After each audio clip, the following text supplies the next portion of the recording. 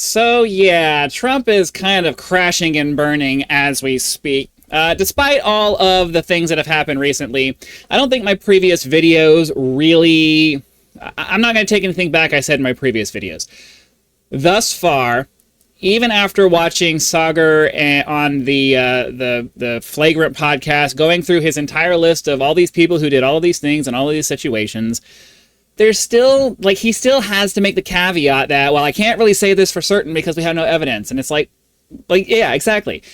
Feel free to put that stuff out there. That's fine. I'm not saying that we shouldn't be investigating it. We shouldn't be looking into it. What I'm saying is that people are getting worked up over it. They're losing their minds because they feel like they have been lied to.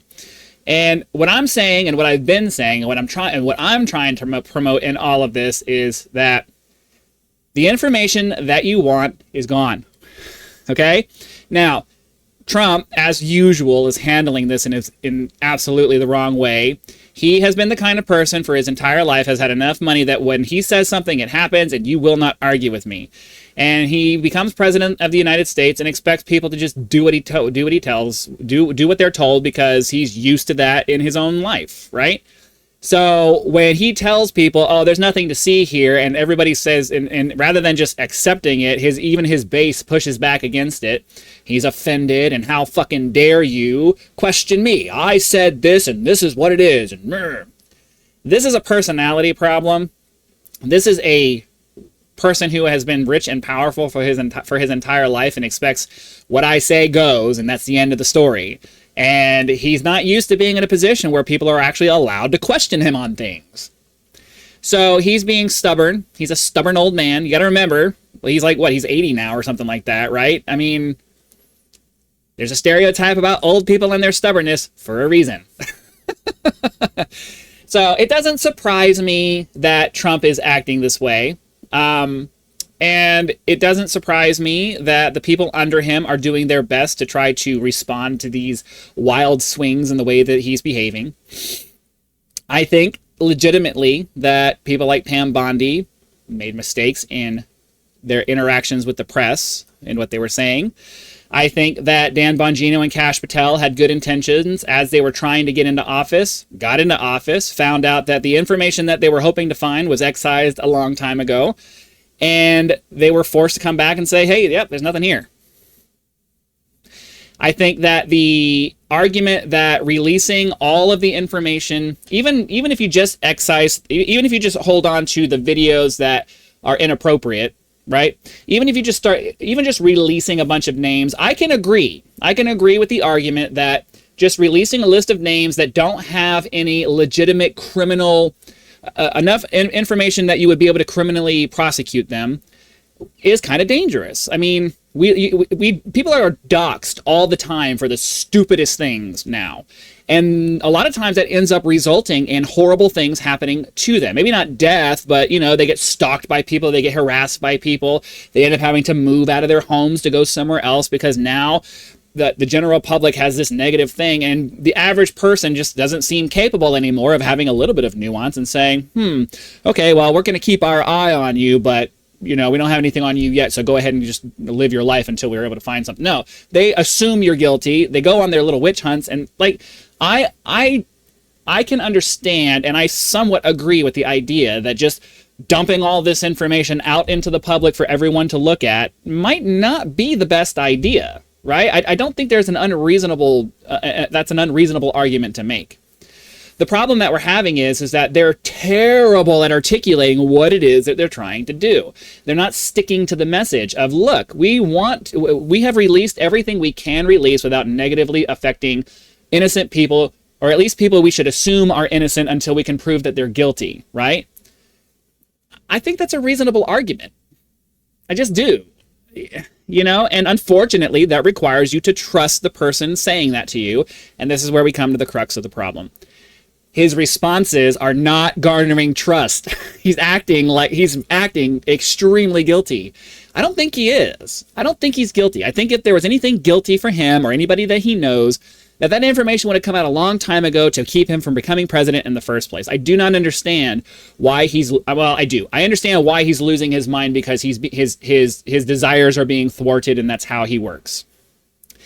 You have to understand the context of all of these things. You have to understand the nuance of how all this stuff works to understand why things are happening the way they're happening. You have to pull yourself out of the conspiracy mindset for 2 seconds and just think about the people who are involved and who they are and how they act on a normal basis. It does not surprise me at all that Trump is crashing out over all this over this Epstein thing, because he has other things he wants to focus on, and he's just annoyed and impatient like a little child that the things he wants to focus on aren't being paid attention to. That's why he's doing what he's doing.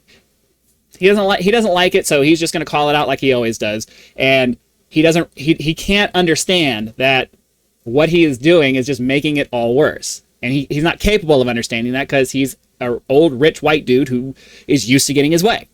It's the way it is. And as far as everyone else in the administration, I think that they have a certain level of incompetence that has continued to contribute to the situation. Bongino and Patel believed in something, they ran on it, got into office and found out they couldn't get what they were supposed to do, and now they have to admit that there was nothing there.